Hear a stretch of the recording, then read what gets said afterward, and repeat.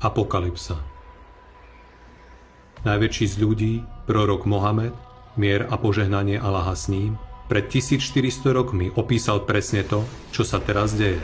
Tiež prorok Mohamed, mier a požehnanie Allaha s ním, opisoval veľmi detailne samotný scénár súdneho dňa.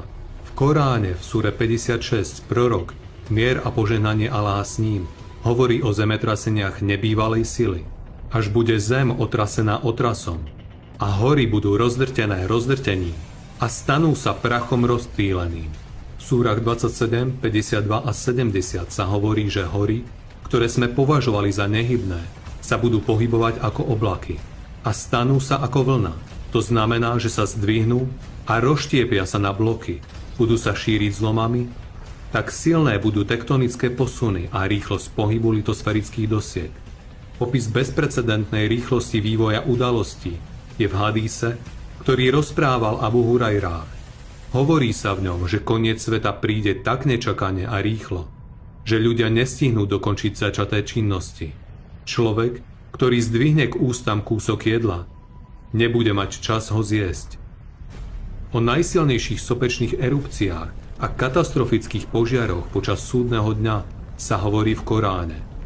Čakaj teda, až nebo príde so zjavným dymom, ktorý zahalí ľudí. To je trápenie bolestivé. Na vrchole katakliziem spôsobených katastrofickými výbuchmi množstva sopiek sa v atmosfére rozptýli sopečný popol, ktorý na dlhé roky preruší prístup slnečného svetla na zemský povrch. Planéta bude osvetlená iba svetlom požiarov a žiarov ohnivej lávy. O tom sa hovorí v Koráne v súre 55 ajat 37.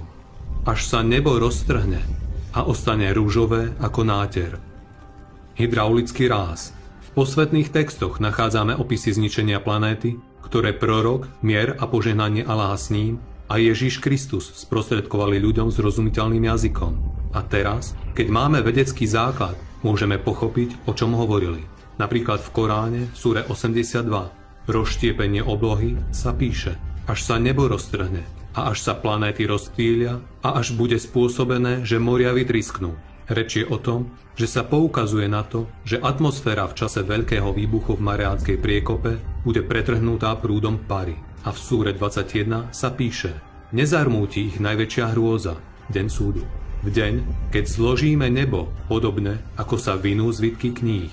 To, čo je opísané v súre, je veľmi podobné skutočnosti, že v prípade pretrhnutia atmosféry výbuchom pary sa naruší celistvosť atmosféry a tá bude odfúknutá slnečným vetrom a rozptýlená do vesmíru. A v súre 81 zvinutie sa píše: až bude slnko zvinuté a až sa hviezdy rozptýlia a až sa hory do pohybu dajú a až sa moria zapália a až nebo bude odstránené. Z tejto súry možno tiež pochopiť, že k likvidácii atmosféry dôjde, keď rozpálená magma vyvrie do oceánu a on vzplanie.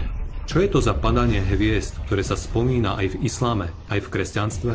Počas hydraulického rázu sa rotácia planéty okamžite zrýchli a atmosféra zmizne. Práve tento jav vyvolá dojem, že hviezdy padajú.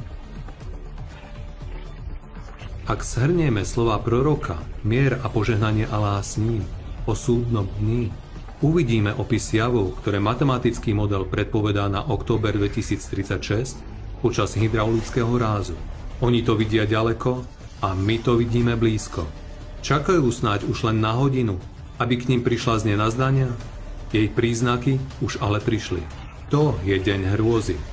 V deň, keď sa nebo rozbúri rozbúrením silným a hory sa dajú do pochodu pochodom.